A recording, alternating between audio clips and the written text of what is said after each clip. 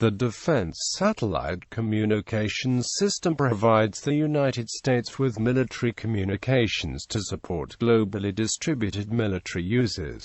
DSCS will be replaced by the Wideband Global SATCOM system. A total of 14 DSCS III satellites were launched between the early 1980s and 2003.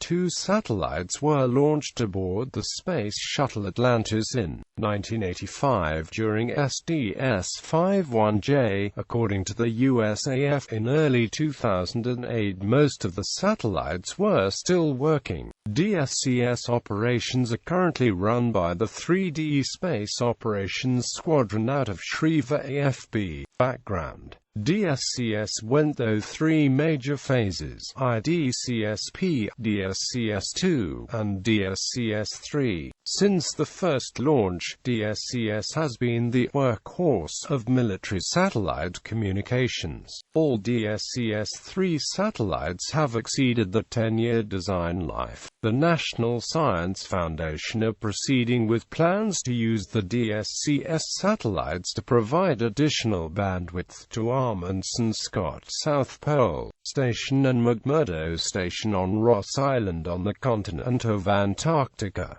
DSCS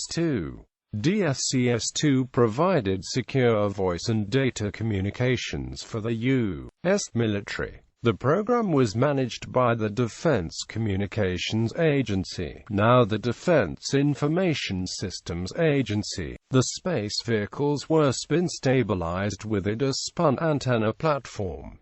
The body was mounted with solar cells which produced 535 watts. 3 NICD batteries provided electrical power and it was supported by a hydrazine propulsion subsystem. The communications payload included 2 20-watt X-band channels. The transponders were supported by steerable narrow-beam antennas and drive mechanism for communications privacy. The first DSCS II launch was in 1971. Photo gallery.